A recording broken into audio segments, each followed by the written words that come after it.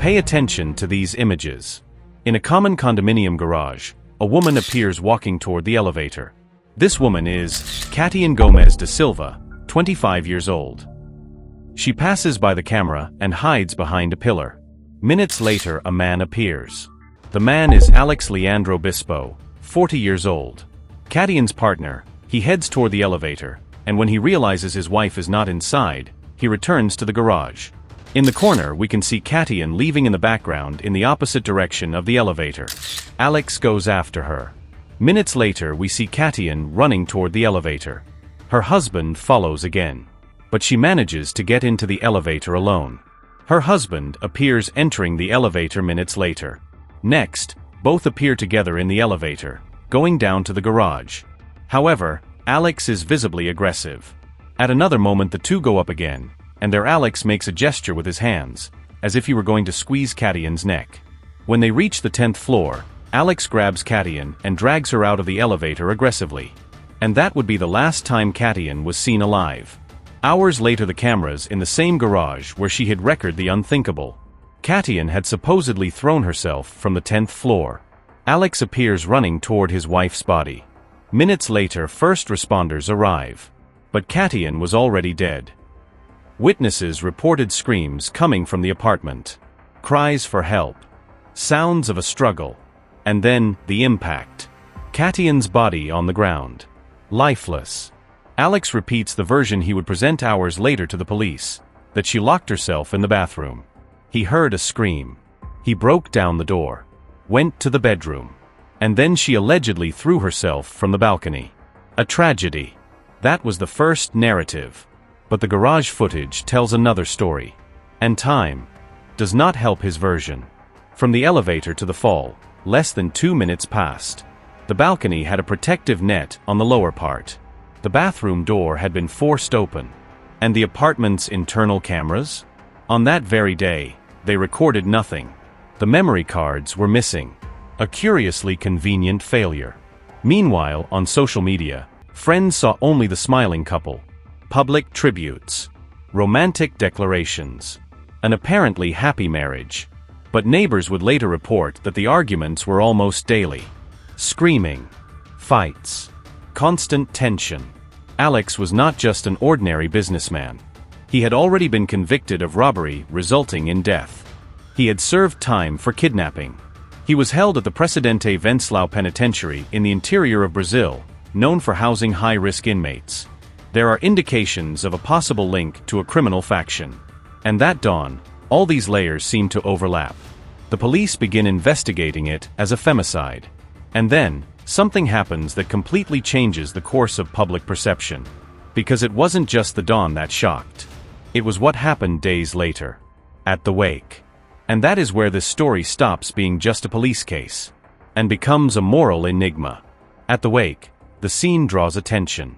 In a small town in the interior of Ceará, Brazil, a man leans over a white coffin. That man is Alex Leandro Bispo dos Santos, 40 years old. He cries. He clings to the coffin. He asks out loud why that would have happened. To anyone watching quickly, it is the image of a devastated husband. But for the family of Katiane Gomes da Silva, there is something strange. Because on that same day, while he cried at the wake, investigators were already analyzing the garage footage in São Paulo. And the images did not show a man in shock. They showed aggression. The family begins to watch the videos. Hair pulling. Punches. Dragging. Attempt to grab the neck. The Suic version begins to lose strength. Upon returning to São Paulo, Alex is temporarily arrested. The case officially stops being treated as a suspicious death and begins to be investigated as femicide. Days later, police return to the condominium where it all happened. This time, not to collect footage, but to reconstruct every second. A reenactment is carried out. Experts use a 3D scanner to map the apartment. A doll is used to simulate the balcony fall. Every movement is measured. Every angle is analyzed. Alex participates in the simulation. He walks through the same hallways. Enters the elevator. Enters the apartment. Repeats the story. Says they argued because of a cruise trip. He wanted to spend Christmas with a son from another relationship. She allegedly became upset. He claims she was intoxicated. Says she locked herself in the bathroom. States he broke down the door to help her. Then he allegedly went to the bedroom. And then heard the scream. According to him, when he realized it, she had already jumped. But experts find inconsistencies. The timeline presented does not fit the time interval recorded by the cameras. Less than 2 minutes between the last elevator image and the fall. The protective net installed on the lower part of the balcony makes the voluntary jump thesis difficult. The broken bathroom door indicates an attempt at isolation, not preparation for death. Witnesses report they heard clear cries for help. While the reenactment takes place, another detail gains weight.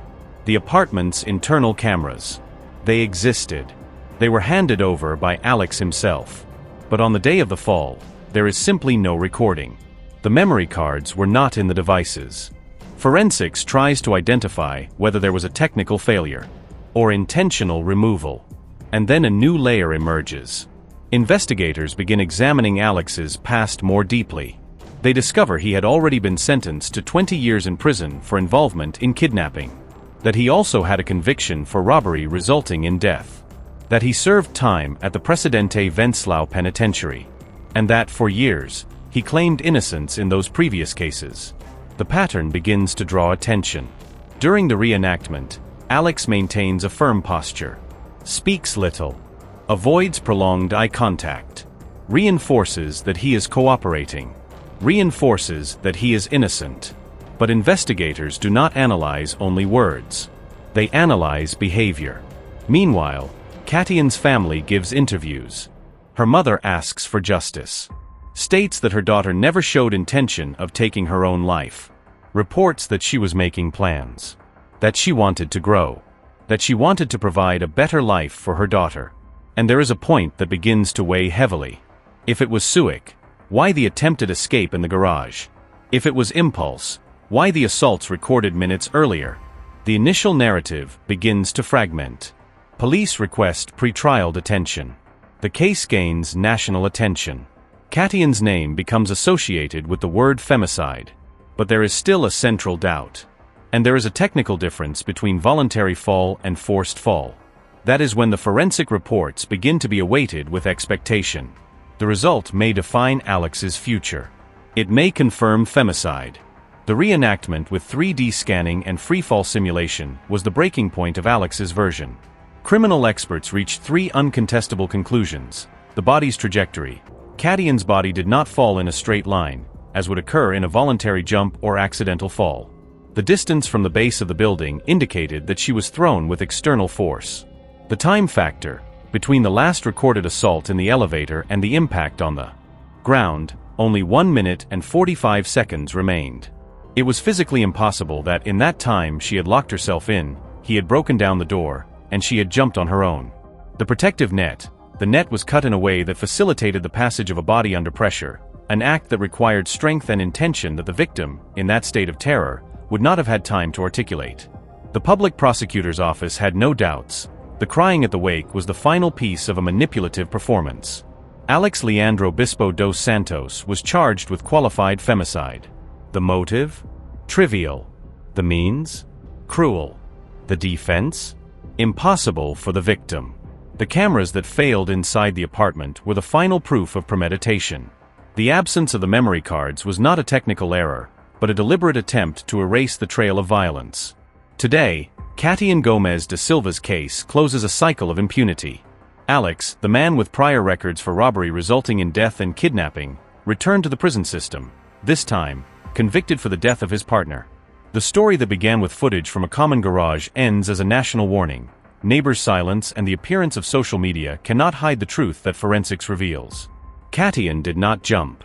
Katiane was silenced, but her story now echoes as a cry for justice, so that no other woman has her fate sealed in 2 minutes of terror. As of now, February 2026, according to the official information available, Alex Leandro Bispo dos Santos has not yet been convicted for the crime against Katiane Gomes da Silva. And do you think Alex is guilty? Comment your opinion below and subscribe to the channel to follow more cases captured by cameras like this one.